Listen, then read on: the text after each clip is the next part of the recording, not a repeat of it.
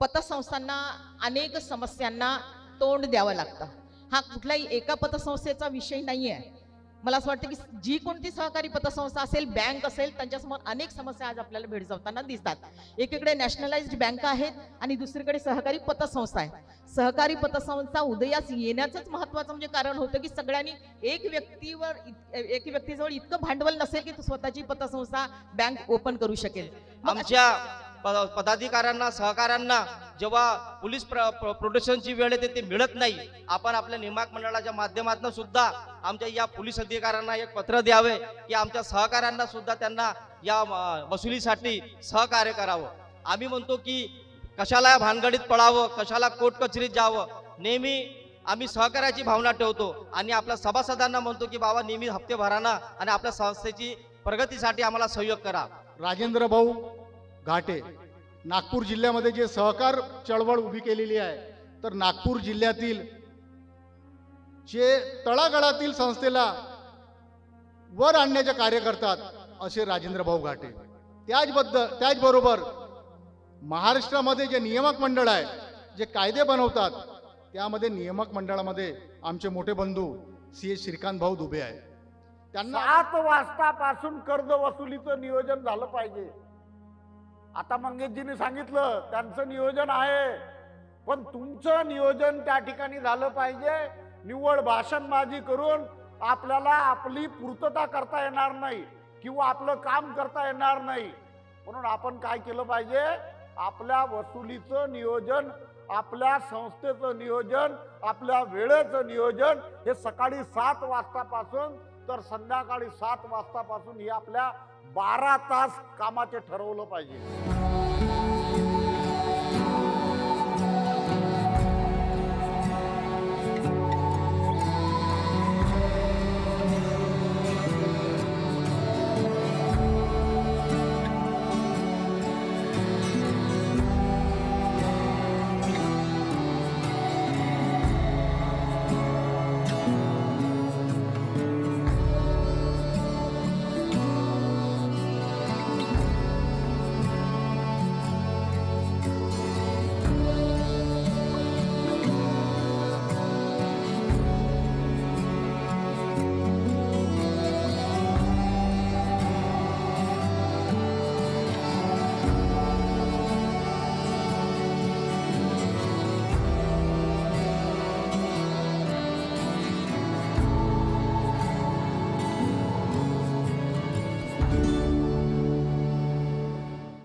आज आपण विविध सहकारी पतसंस्थांचे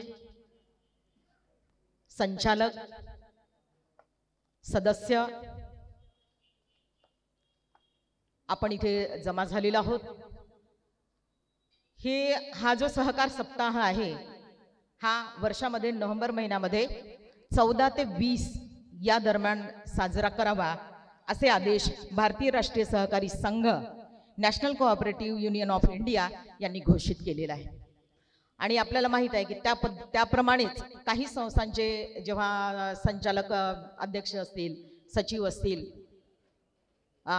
हे एकत्र आले, त्यांनी विचार केला की आपण आता ते महाराष्ट्र स्तरावर होईल तो सहकार सप्ताह साजरा, पण नागपूरमध्ये सुद्धा आपण काही सहकारी पतसंस्थांनी एकत्र येऊन हा सप्ताह साजरा का करू नये, या उद्देशाने समजा हा अगदी कमी वेळामध्ये आपण हा कार्यक्रम घडवून आणलेला आहे। अनेक नागपूरमधल्या सहकारी पतसंस्थांशी आमचा कॉन्टॅक्ट होऊ शकला नाही, कारण हा कमी वेळेमध्ये कार्यक्रम आयोजित केलेला आहे। तरी सुद्धा अनेक सहकारी पतसंस्थांचे अध्यक्षांनी याच्यामध्ये आपला सहभाग नोंदवलेला आहे। आणि काय करायचं, समजा एक थीम असते प्रत्येकाला। जेव्हा आपण एखादा राज्याच्या, देशाच्या वतीने समजा एखादा सप्ताह किंवा एखादा दिन साजरा करतो आपण, तर त्याची एक थीम असते। तर सहकार्य सप्ताहाची सुद्धा आधीपासून, जेव्हापासून सहकारी सप्ताह सुरू झालेला आहे तेव्हापासून दरवर्षी एक थीम ठेवली जाते। तर यावर्षी 2025 ची थीम त्यांनी अशी ठेवलेली आहे आणि हे वर्षभर या थीमवर काम करणार आहेत सहकारी पतसंस्था आणि युनियन ऑफ इंडिया सुद्धा। सहकारातील एका चांगल्या विश्वाची निर्मिती करणे, सहकारातील एका चांगल्या विश्वाची निर्मिती करणे आणि दुसरं त्याच्यामध्ये त्यांनी वेगवेगळे या 14 ते 20 या तारखांमध्ये वेगवेगळे विषय दिलेले आहेत. तर त्या दिवशी तो विषय घेऊन त्यांनी सहकार सप्ताह, कार्यशाळा आयोजित करा, परिषद आयोजित करा, तुम्ही काही पण करू शकता. तर सहकारी संस्था एक आत्मनिर्भर शब्द आपल्याकडे आता फारच म्हणजे प्रचलित झाला आहे आणि तो अगदी वेगळ्या समजा उपहासात्मक दृष्टीने सुद्धा त्याच्यावर बोललं जातं. पण आत्मनिर्भर हा शब्द सध्याच्या शासनामध्ये तो प्रचलित आहे. तर सहकारी संस्था आत्मनिर्भर भारताच्या दृष्टीने देशाच्या आर्थिक आणि सामाजिक विकासात महत्त्वपूर्ण योगदान ही महत्त्वाची यावर्षीची थीम आहे. तर यावर आपल्याला समजा वेगवेगळ्या विषयांवर आपल्याला चर्चा घडवून आणायची आहे. याच्यामध्ये आपल्याला असं दिसत आहे की पतसंस्थांना अनेक समस्यांना तोंड द्यावं लागतं. हा कुठलाही एका पतसंस्थेचा विषय नाही आहे. मला असं वाटतं की जी कोणती सहकारी पतसंस्था असेल, बँक असेल, त्यांच्यासमोर अनेक समस्या आज आपल्याला भेडसावताना दिसतात. एकीकडे नॅशनलाइज्ड बँका आहेत आणि दुसरीकडे सहकारी पतसंस्था आहे. सहकारी पतसंस्था उदयास येण्याचंच महत्त्वाचं म्हणजे कारण होतं की सगळ्यांनी एक व्यक्तीजवळ इतकं भांडवल नसेल की तो स्वतःची पतसंस्था बँक ओपन करू शकेल. मग असे जर 10 लोक एकत्रित आले आणि त्यांनी समजा भांडवल गोळा करून जर समजा एखादी पतसंस्था बँक जर उभी केली, तर या सहकाराच्या उद्देशातून या सहकारी पतसंस्था आणि बँका उभ्या राहिलेल्या आहेत. आज आपण पाहतो आहे की लोकांचा विश्वास नॅशनलाइज्ड बँकांकडे जास्त दिसतोय, सहकारी पतसंस्थेकडे त्या मानाने त्या तुलनेत कमी दिसतो आहे. अशा परिस्थितीमध्ये समजा आपल्या सहकारी पतसंस्था कशा टिकून राहतील, कशा प्रगती करतील, हा विचार घेऊन या सहकारी पतसंस्था एकत्र झालेल्या आहेत. आणि या कार्यशाळेला सहकार मेळाव्याला उद्घाटक म्हणून आपल्याला राजेंद्र घाटेजी जे अध्यक्ष नागपूर जिल्हा सहकारी पतसंस्था फेडरेशनचे आहेत ते आपल्याला लाभलेले आहेत. महेंद्र बनसोडजी आहेत अध्यक्ष सम्राट अशोक नागरी सहकारी पतसंस्था आपल्याला मंचावर तिथे दिसत आहेत. श्रीकांत दुबे सर आहेत सदस्य नियामक मंडळ सहकारी विभाग. मंगेश सातपुते सर आहेत अध्यक्ष सेवाश्री साई नागरिक सहकारी पतसंस्था. हे आपल्याला मार्गदर्शन करणार आहे, कारण मार्गदर्शनाची अत्यंत आवश्यकता आहे. कारण सहकारी पतसंस्था अशा समस्यांमधून समजा वावर करत आहेत, तर त्यासाठी मार्गदर्शन अतिशय महत्त्वाचं आहे. 14 नोव्हेंबर ते 21 नोव्हेंबर या कालावधीमध्ये आंतरराष्ट्रीय सहकार सप्ताह पूर्ण देशामध्ये साजरा करण्यात येतो. आणि मला वाटते घाटे साहेब, आपल्या नागपूर जिल्ह्यामध्ये मला वाटते कालपासनं सेवाश्री साई सहकारी पतसंस्थेपासून सहकार सप्ताह हा सुरू झाला. आणि पहिला काळ सहकार सप्ताह हा सेवासाईच्या माध्यमातून ओबेरॉय पॅलेस येथे साजरा करण्यात आला. आणि आजचा दुसरा सहकार सप्ताह हा उत्तर नागपुरामध्येच आज साजरा करण्यात येत आहे. हे माझ्यासाठी फार मोठाची गर्वाची गोष्ट आहे, कारण की मी उत्तर नागपूरमध्ये सेवा करतो.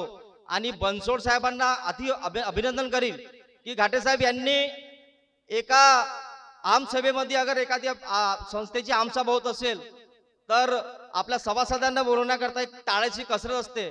परंतु आज तर पूर्ण उत्तर नागपूर नव्हे तर नागपूर शहरातल्या पतसंस्थेच्या पदाधिकाऱ्यांना, अध्यक्षांना आणि त्यांच्या सहकाऱ्यांना उपस्थित करणं आणि एकजुटामध्ये या सभागृहामध्ये एकत्रित बसवणं हे खूप मोठी सहकारामध्ये टाळ्याची कसरत आहे. मी याकरता बनसोड साहेब आणि सागरजी मेश्राम साहेबांचे अभिनंदन करेन. मित्रांनो, ही सहकार सप्ताह हा मेळावा घेण्याची गरज का पडली? आपण मागे 10-15 वर्ष अगोदर जातो तर आपण एकमेकांना ओळखत सुद्धा नव्हतो. परंतु माझ्या मते सुद्धा 8 ते 10 वर्ष अगोदर जेव्हा नागपूर जिल्हा पतसंस्था फेडरेशन हे उदयास आली आणि या उदयासमध्ये नागपूर जिल्हा पतसंस्था फेडरेशनचे अध्यक्ष आदरणीय आपल्या सर्वांचे मार्गदर्शक घाटे साहेबांच्या नेतृत्वाची फेडरेशनाने जी उभारी घेतली, जे नेतृत्व त्यांनी केलं, या नेतृत्वाच्या माझ्या मते या नेतृत्वाच्या मध्येच आपण सर्व सहकारातले कार्यकर्ते, आपण सरकारातले पदाधिकारी या सहकारामध्ये कशा पद्धतीने ऊर्जा निर्माण करू आणि या सहकारामध्ये आपली पतसंस्था कशा पद्धतीने चालू, हे घाटे साहेबांच्या नेतृत्वामध्ये आम्हाला माहिती कळलं. आणि या सहकार क्षेत्रामध्ये हा सहकार वर्ष आपण नागपूर जिल्ह्यामध्ये राबवतो असं माझं मत आहे. मी घाटे साहेबांचं की जितकी प्रशंसा करेल तितकं कमी आहे, ते मार्गदर्शन करेलच. आणि दुबे साहेब सुद्धा नियामक मंडळाचे सदस्य आहे, ते सुद्धा नियामक मंडळाबद्दल बोलेल. डॉक्टर आगलावे ताईंनी सांगितलं की वसुलीकडे आपण लक्ष दिलं पाहिजे. प्रमोद भाऊ इथे उपस्थित आहेत, त्यांचे सुद्धा वसुलीमध्ये खूप चांगलं योगदान आहे. पण मी दुबे साहेबांना सांगितलं की सर, आम्हाला वसुलीसाठी खूप अडचण जाते. आमच्या पदाधिकाऱ्यांना सहकाऱ्यांना जेव्हा पोलीस प्रोटेक्शनची वेळ येते ते मिळत नाही, आपण आपल्या नियामक मंडळाच्या माध्यमातून सुद्धा आमच्या या पोलीस अधिकाऱ्यांना एक पत्र द्यावे की आमच्या सहकाऱ्यांना सुद्धा त्यांना या वसुलीसाठी सहकार्य करावं. आम्ही म्हणतो की कशाला भानगडीत पडावं, कशाला कोर्ट कचेरीत जावं. नेहमी आम्ही सहकार्याची भावना ठेवतो आणि आपल्या सभासदांना म्हणतो की बाबा नेहमी हप्ते भराना आणि आपल्या संस्थेची प्रगतीसाठी आम्हाला सहयोग करा.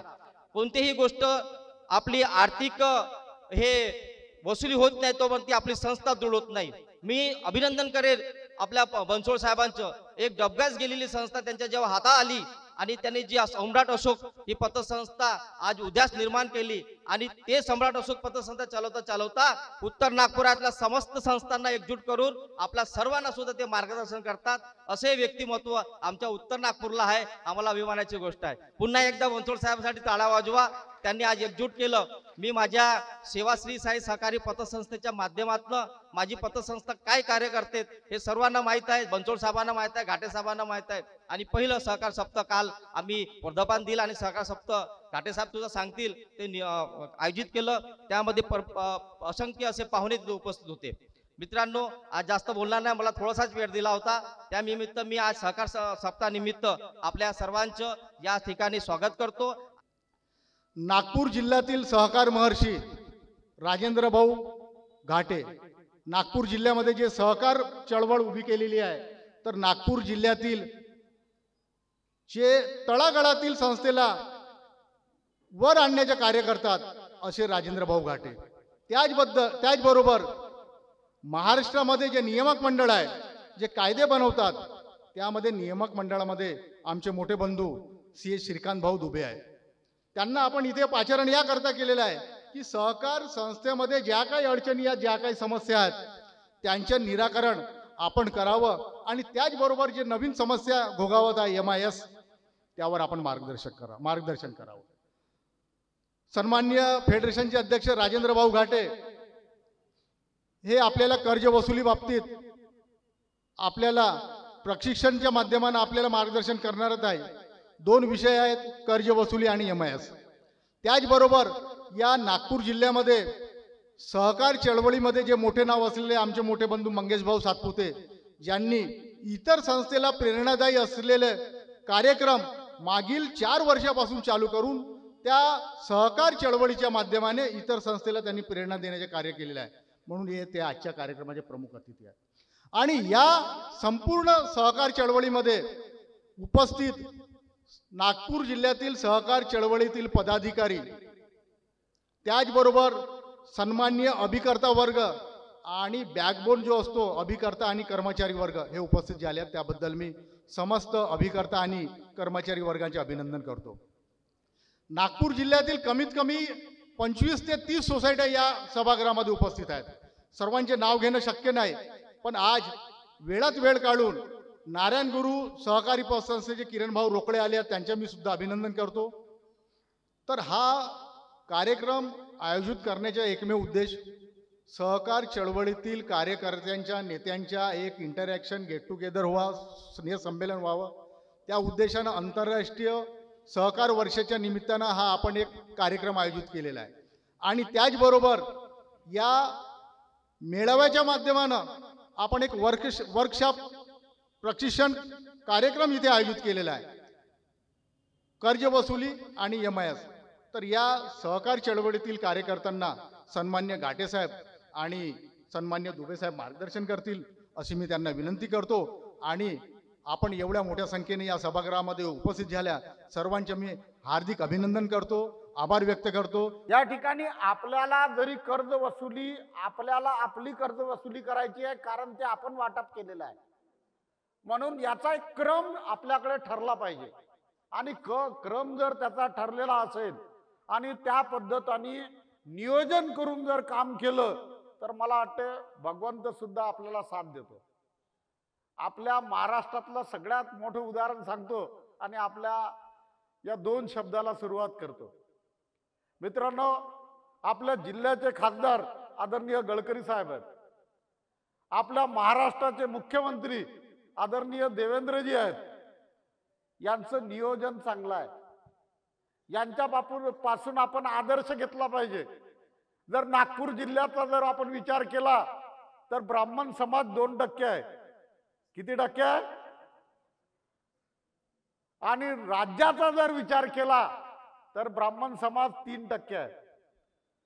म्हणून आपण द्वेष भावना आता हे खतम झाली पाहिजे आणि त्यांच्यापासून आपण खऱ्या अर्थाने आदर्श घेतला पाहिजे आणि स्वतःहून स्वतःला घडवण्याचा या ठिकाणी प्रयत्न केला पाहिजे.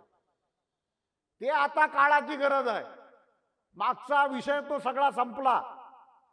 खऱ्या अर्थानं आता आपल्याला ज्या विषयावर आपल्याला लक्ष घालणं गरजेचं आहे तो विषय आपण हाताळला पाहिजे. आदरणीय देवेंद्रजी पासून, आदरणीय गडकरी साहेबापासून आपण प्रेरणा घेतली पाहिजे, आदर्श घेतला पाहिजे आणि त्या आदर्शातून आपण सगळ्यांनी एकत्रितरित्या, मी किरणजींना संदेश दिला की एकत्रितरित्या संघटितरित्या जर आपण संघर्ष करू तर आपल्याला न्याय मिळाल्याशिवाय राहणार नाही आणि आपले विषय सुद्धा मार्गी लागल्याशिवाय राहणार नाही. आता आपण सगळ्यांच्या साक्षीनं एक निवेदन सुद्धा दुबे साहेबांना दिलेलं आहे आणि ते नियामक मंडळाचे सदस्य आहे. त्याच्यामध्ये अनेक अडचणी आपल्याला आहे, कर्ज वसुलीच्या अडचणी अनेक प्रतिनिधींनी सांगितल्या. त्या सगळ्या अडचणी आपल्या त्या निवेदनामध्ये आलेल्या आहेत आणि प्रामुख्याने श्रीकांतजी आपल्याला आपल्या चळवळीला पोषक असं वातावरण या नागपूर जिल्ह्यामध्ये तयार करणार आहे. आपण जी नवीन टेक्नॉलॉजी ऐकली आहे, AI माध्यमातून आपली सहकार चळवळ कशी बळकट करायची, MIS रिपोर्ट चुटकी वाजवल्याबरोबर MIS रिपोर्ट तयार झाला पाहिजे आणि आपल्या बॅलन्स शीटचे फिगर ताबडतोब शासनाला जे अपेक्षित आहे त्यामध्ये कसे तयार करता येतील ती सगळी यंत्रणा आदरणीय दुबेजी आणि त्यांचे सहकारी CA या ठिकाणी प्रामुख्याने उपस्थित आहेत.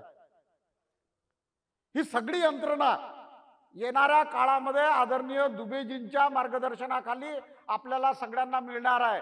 त्याचा लाभ सुद्धा तुम्हाला घ्यायचा आहे. म्हणून आपण या गोष्टीकडे बारकाईनं लक्ष ठेवणं फार गरजेचं आहे. या ठिकाणी कर्ज वसुलीचा जो विषय आहे तो या ठिकाणी मांडतोय. आता ही वसुली कोणाची, कुणी, कधी, कशी करायची याचे चिंतन आपण केलं पाहिजे. आपण मित्रांनो काय करतो की आपल्या कामाचं नियोजन करत नाही. आपण जर संस्थेची जबाबदारी स्वीकारली आहे तर आपला सकाळची दिनचर्या आपली 7 वाजतापासून सकाळी आपण कामावर गेलं पाहिजे. किती वाजतापासून? 7 वाजतापासून कर्ज वसुलीचं नियोजन झालं पाहिजे. आता मंगेशजींनी सांगितलं त्यांचं नियोजन आहे, पण तुमचं नियोजन त्या ठिकाणी झालं पाहिजे. निव्वळ भाषणबाजी करून आपल्याला आपली पूर्तता करता येणार नाही किंवा आपलं काम करता येणार नाही. म्हणून आपण काय केलं पाहिजे? आपल्या वसुलीचं नियोजन, आपल्या संस्थेचं नियोजन, आपल्या वेळेचं नियोजन हे सकाळी 7 वाजतापासून तर संध्याकाळी 7 वाजतापासून हे आपल्या 12 तास कामाचे ठरवलं पाहिजे. म्हणून आपण काय केलं पाहिजे? चिंतन केलं पाहिजे. त्यानंतर वसुली कोणाची करायची आहे हा फार महत्वाचा विषय आहे. आपण वसुली करत असताना आपल्याला कोणाकडे जायचं, किती वाजता जायचं, कोणत्या एरियामध्ये जायचं. नाहीतर आपल्याकडे गाडी संस्थेने उपलब्ध करून दिली, एक आपण जायचं विनोबा भावे नगरला आणि एक जायचं सदरला, हे काही योग्य नाही. म्हणून कधी आणि कोणाची आणि कशी वसुली करायची आहे हे आपण खऱ्या अर्थानं या ठिकाणी ठरवलं पाहिजे. ते प्रामुख्यानं त्याचं नियोजन आपण या ठिकाणी केलं पाहिजे. आता कर्ज वसुली करत असताना कर्ज वाटप केल्यापासून म्हणजे 0 हप्ता म्हणजे पहिल्या हप्त्यापासून आपलं कर्जाचं नियोजन आपण केलं पाहिजे. त्यामध्ये पहिल्या 0 हप्त्यापासून ते कर्ज बंद होईपर्यंत निरंतर चालणारी प्रक्रिया आहे आणि या माध्यमातून सुद्धा ट्रस्ट सॉफ्टवेअरचे आदरणीय चापलेजी यांच्याशी आम्ही निरंतर संपर्कामध्ये आहोत आणि यासाठी AI माध्यमातून आपल्याला सुद्धा फेडरेशनच्या माध्यमातून हे सेवा मिळाली पाहिजे. एकदा कर्ज वाटप केल्यानंतर AI माध्यमातून म्हणजे कर्मचाऱ्याची आवश्यकता नाही, ती यंत्रणा जर आपल्या संस्थेमध्ये आपण बसवली तर आपला पूर्ण फॉलोअप घेण्याची जबाबदारी त्या AI ने येणाऱ्या काळामध्ये स्वीकारलेली आहे. ती टेक्नॉलॉजी सुद्धा तयार होते आहे.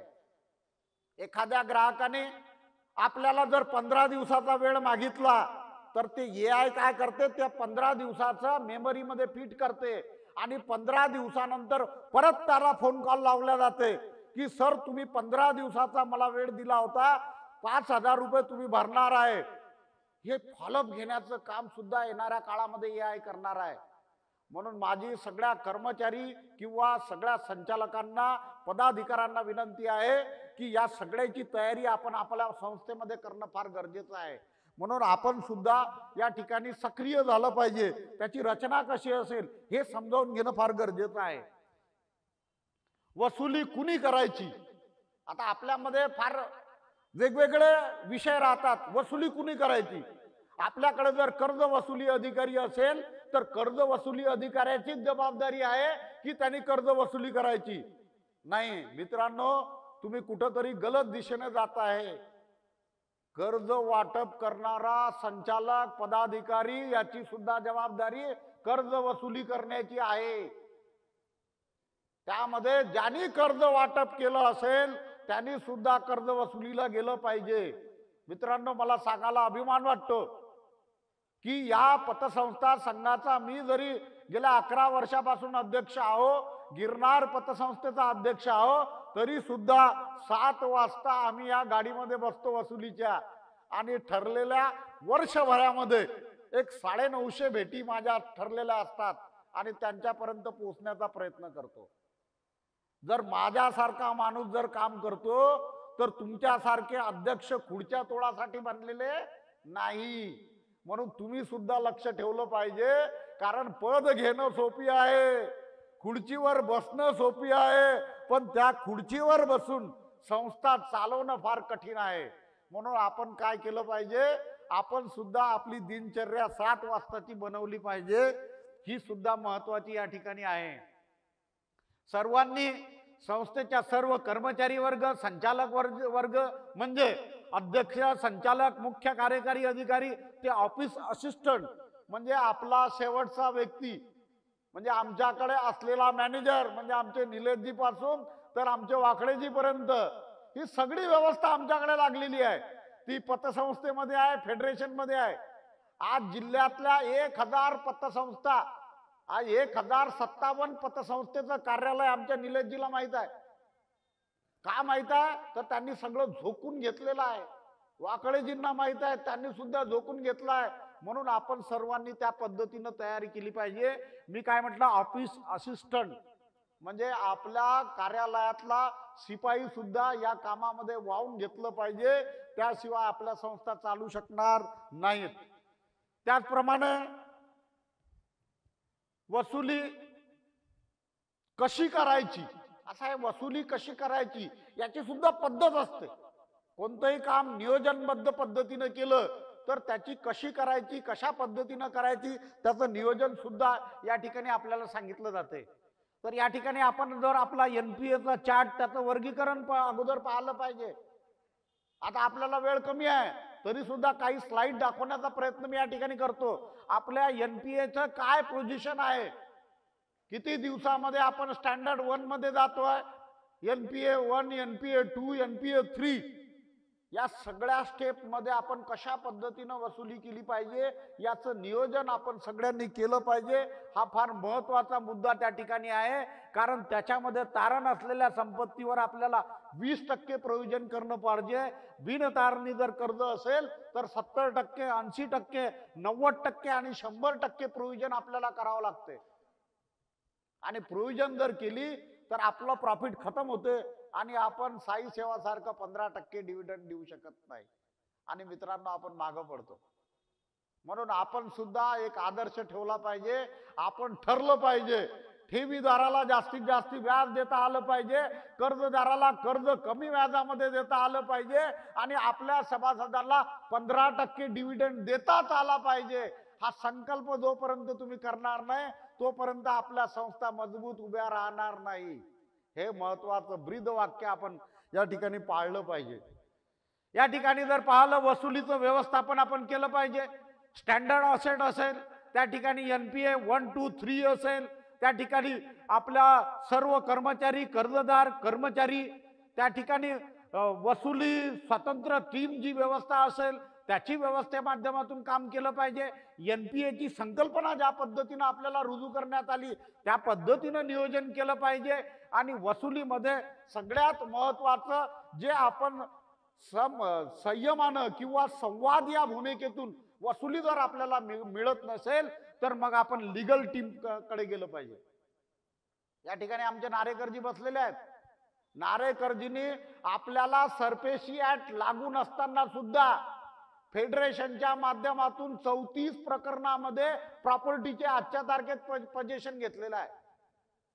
मित्रांनो, अनेक पतसंस्था आहे फेडरेशनच्या माध्यमातून सगळी सुरुवात करून घेतात आणि मग म्हणतात की आम्ही वसुली केली. पण आम्ही काय सांगतो की हे तुम्हीच केलं. मी हा शब्द आमच्या डिक्शनरीत नाही, आपण केलं. सगळ्यांनी त्या पद्धतीनं हा विषय केला पाहिजे. त्यामध्ये आपण 91 केली पाहिजे, 101 केला पाहिजे, 138 केला पाहिजे. सरपेशी ऍक्ट सुद्धा जरी आपल्याला लागू नसेल त्या पद्धतीने सुद्धा आपण रचना केली पाहिजे. त्याच्यामध्ये सुद्धा तुम्हाला यश मिळते आहे. आपला जर 101चा दाखला जर आपण पाहायचा असेल तर तो फार महत्वाचा आहे. आजच्या तारखेला बँकेला जेवढे अधिकार नाहीत तेवढे 101च्या दाखल्याने आपल्याला अधिकार दिले आहे. आपण नेहमी रडत राहतो की आपल्याला अधिकार नाही, पॉवर नाही, अधिकार नाही, पॉवर नाही.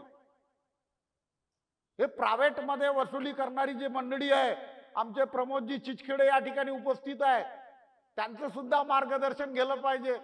पण त्यांच्या वसुलीमध्ये काही सुद्धा चुका आहे त्या सुद्धा आम्हाला सांगावं असं वाटतं की प्रमोदजी त्या सुद्धा चुका आपण दुरुस्त केल्या पाहिजे. कारण आपल्याला नागपूर जिल्हा घडवायचा आहे आणि आपण सांगितलं एकमेका सहाय्य करू अवघे धरू सुपंत.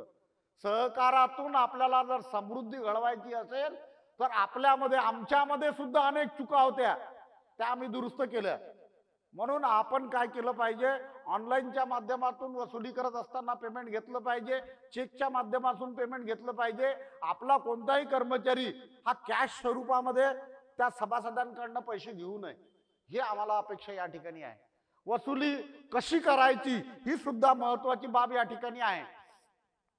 आपण समोपचार पद्धतीने वसुली करू शकतो किंवा कायदेशीर पद्धतीने.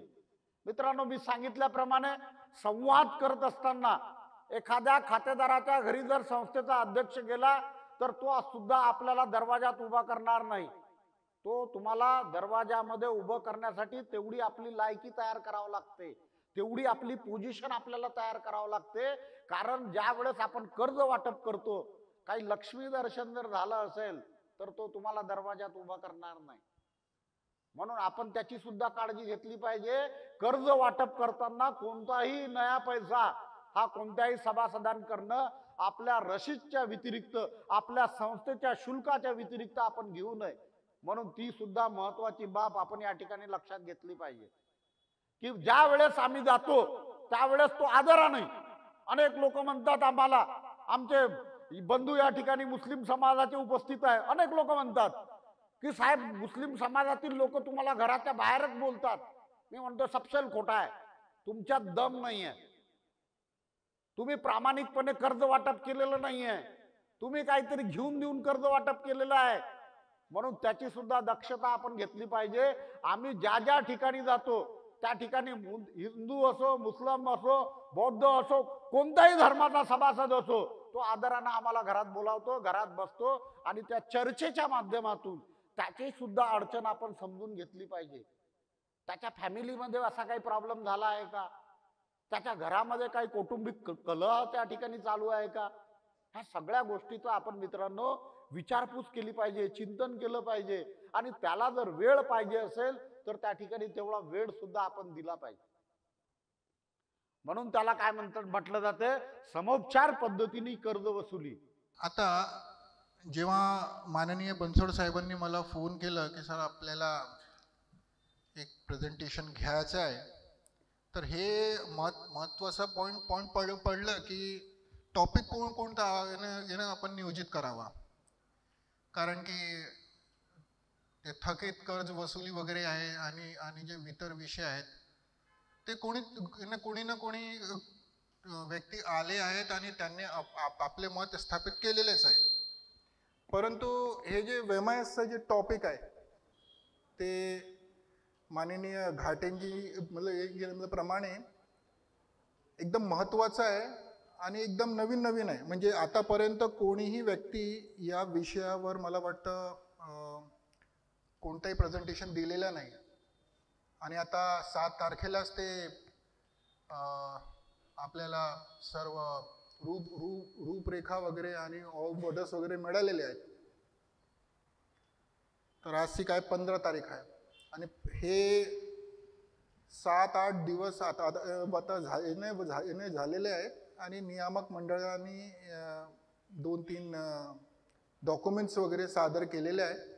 संस्थांचा प्रशिक्षण पण घेतलेलं आहे आणि बहुतेक एक ऑर्डर, एक PPT, त्या PPT मध्ये हे विषय आहेत की आपल्याला कोणत्या प्रमाणाने ते आपल्याला लॉग इन करायचं आहे वगैरे वगैरे, ते सर्व गोष्टी आहेत. आणि एक इनपुट डाटाची शीट आहे एक्सेलमध्ये. आता हे त्यांनी दिलेलं आहे आणि त्यांना सर्व जबाबदारी संस्थांवर टाकलेली आहे की तुम्ही हे इन्फॉर्मेशन एक पर्टिक्युलर साईटवर जाऊन ते तुम्ही भरा. आता विषय हे आहे की आतापर्यंत आपलं जे काम वगैरे चालू होते की डिपार्टमेंटने जर काही आपल्याला कोणतीही माहिती मागितली तर आपण काय की ते फॉर्ममध्ये भरून इकडं तिकडं सोयीकडे हो बरोबर आहे आणि ते AR साहेब आणि DDR साहेब ठीक आहे. परंतु आता काय झालेलं आहे की नियामक आणि संस्था हे डायरेक्ट जुळलेली आहे आणि जे आपले सहकार विभागाचे जे कर्मचारी वृंद आहे ते फक्त नियंत्रणासाठी आहेत. म्हणजे आता जे आपण इन्फॉर्मेशन भरणार आहोत ते डायरेक्ट नियामकला जाणार आहे. हे काय म्हणायचं एक कार्यक्षेत्र म्हणावा किंवा हे एक परिशिष्ट आहे की ज्यामध्ये हे पूर्ण नियामक मंडळाचा जे ऑर्डर आहे ते तिकडे मांडलेलं आहे आणि त्या विषयाने आपल्याला ते काम करायचं आहे. आता आपण हे बघू की जे आपल्याला ऑर्डर प्राप्त झालेले आहेत त्यामध्ये कोणकोणती गोष्टी हे महत्त्वाचे आहे आणि कोणकोणती गोष्टी जे आहे ते अतिशय सावधपूर्वाने आपल्याला भरायचे आहे. कारण की एकदा आपण त्या इन्फॉर्मेशनला सिस्टममध्ये फीड केलं तर नियामक मंडळ किंवा डिपार्टमेंट हे दोघेही त्याला चेंज करू शकत नाही. आणि हेच नाही तर जे व्यक्ती अधिकृत झालेला आहे म्हणजे कोणती संस्था आहे आणि त्यांनी मॅनेजरला समजा ते सांगितलं की बाबा हे आमचे अधिकृत व्यक्ती आहेत तर ते अकाउंटेबिलिटी पण आहे. म्हणजे आता आपण हे बोलणे आपल्याला जमणार नाही की बा ते सॉफ्टवेअर मधून ते निघत नाही किंवा ते येत नाही किंवा आम्हाला माहीत नव्हतं किंवा कोड वगैरे बरोबर नाही होते. म्हणजे संपूर्ण इन्फॉर्मेशन जी आहे जे मॅनेजमेंट साठी आवश्यक आहे त्यामध्ये महत्त्वाचं म्हणजे NPA आहे. आता NPA एक पूर्ण वेगळा विषय आहे. NPA काढून व्यवस्थितपणे मूळ आणि व्याज ह्यांचे दोघांचे वर्गीकरण करून आपल्याला NPA काढायचं आहे. आता बहुतेक नागपूरमध्ये जे मी पाहिलेलं आहे एक 4-5 ते सॉफ्टवेअर कंपनी वगैरे आहेत जसे ट्रस्ट आहे, नेटविन आहे, गॅलेक्सी आहे, कॉर्डेंट आहे आणि पिकोसॉफ्ट आहे.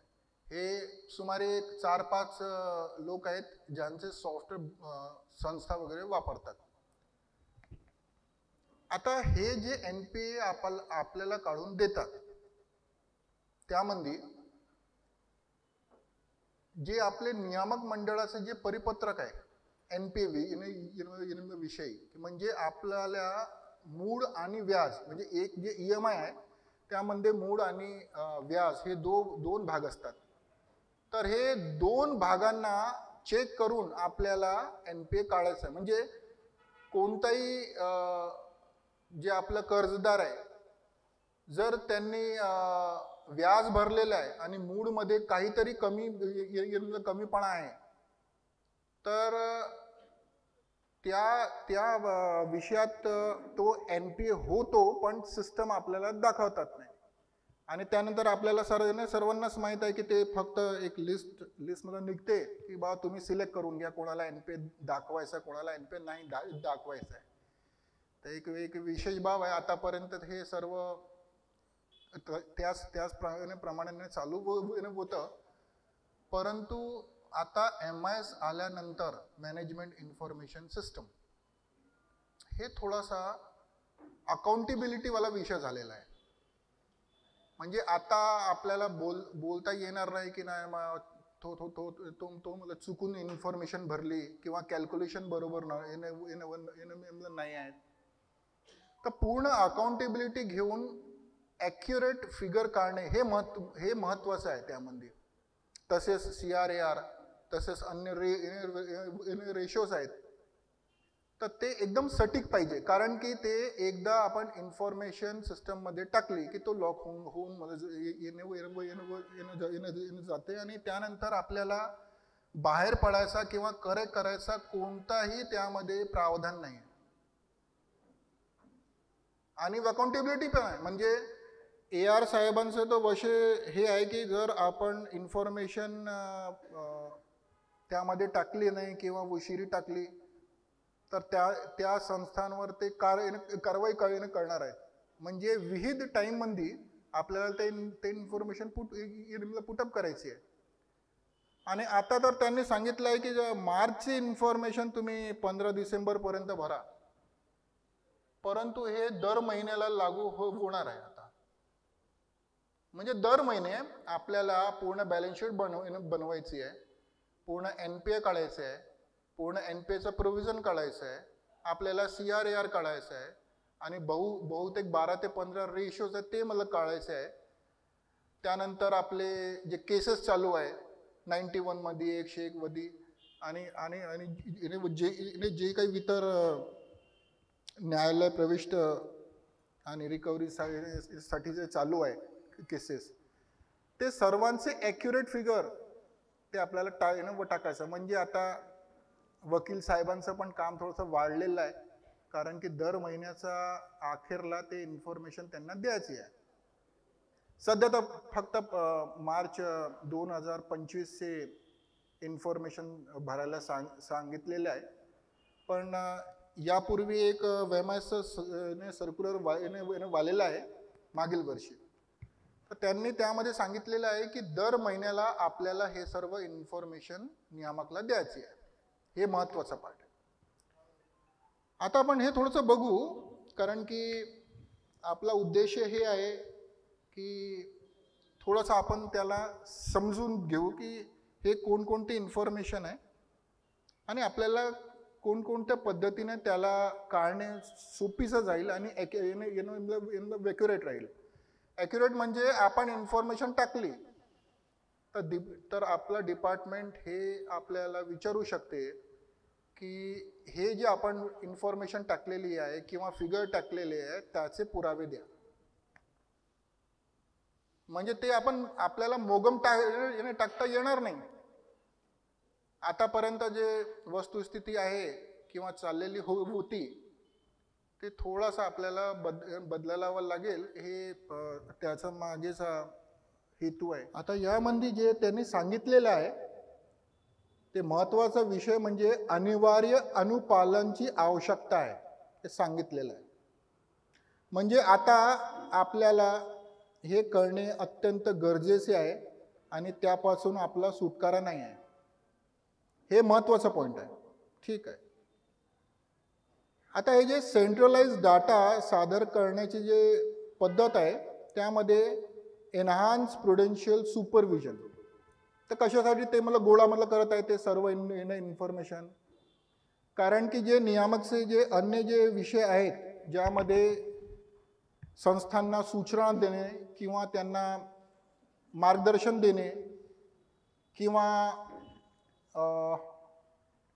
संस्थांना पूर्व सूचना देणे की बाबा तुम्ही आपले काम थोडंसं व्यवस्थित करून घ्या, नाहीतर आपले कार्यक्रम डुबण्याची पूर्ण शक्यता आहे. हे सर्व जे EWS जे आहे, अर्ली वॉर्निंग सिग्नल्स वगैरे, हे मला बनवण्यासाठी हे इन्फॉर्मेशनची गरज आहे.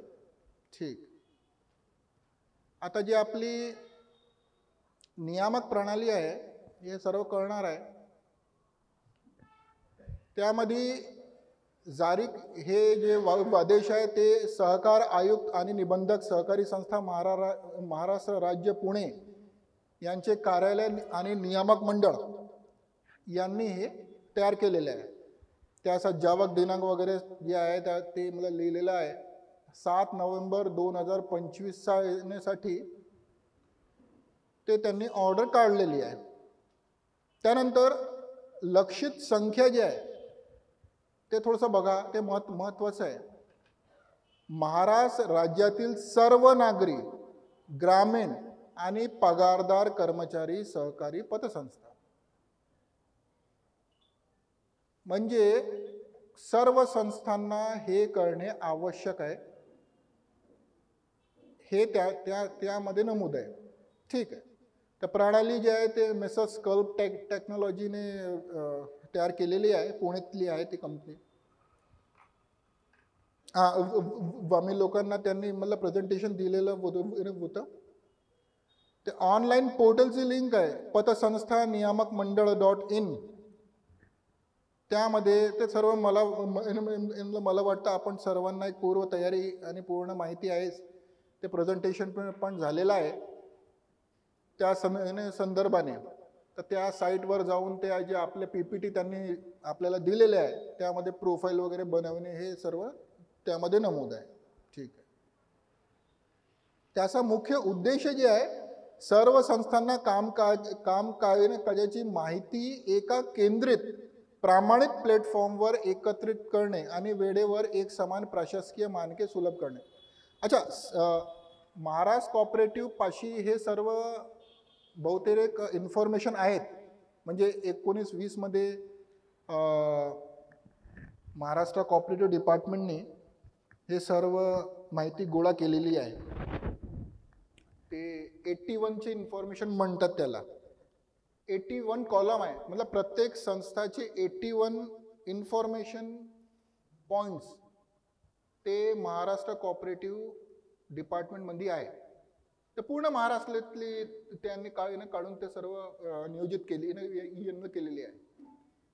परंतु ते इन्फॉर्मेशन 19 मध्ये चालू झालेली होती. त्यानंतर 2-3 वर्ष ते चालू राहिली.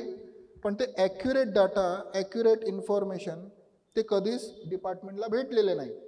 ते सर्व इन्फॉर्मेशन DDR, AR. सहकार सप्ताह, सहकार मेळाव्याच्या निमित्ताने आपण सर्व इथे उपस्थित झाल्यात.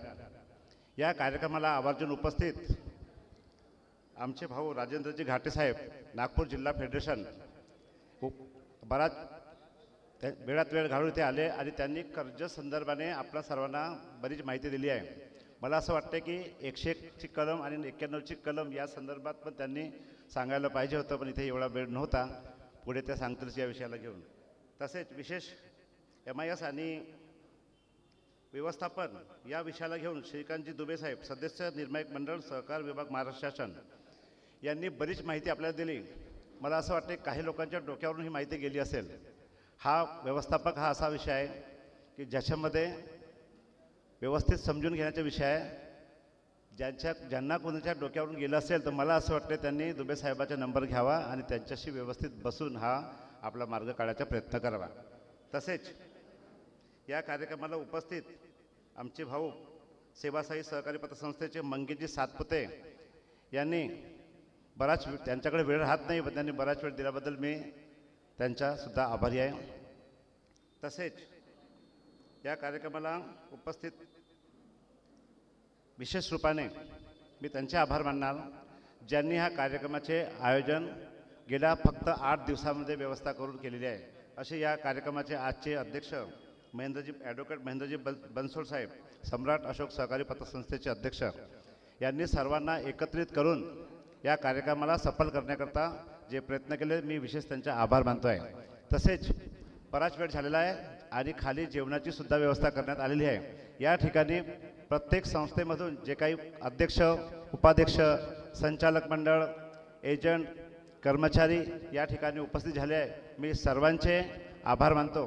तसेच या ठिकाणी जे काही आम्हाला हॉल उपलब्ध करून दिला, चेअरची व्यवस्था उपलब्ध करून दिली, सिस्टम उपलब्ध करून दिलो, फोटोग्राफर, कॅमेरामॅन, पत्रकार यांचासुद्धा मी आभारी आहे. आणि हा कार्यक्रम संपण्यापूर्वी विशेष रूपाने या ठिकाणी उपस्थित शशिकुमारजी कांबळे, ज्ञानेश्वरजी शेंडे, चंद्रकांतजी रामटेके, सूरजजी डोंगरे, अनुपजी सांगोळे, सरोजजी आगलावताई, वीरेंद्रजी मेश्राम, सागरजी मेश्राम, शशिकांतजी गजभे, सतीशजी ओरके हे आमची आयोजक कमिटी आहे.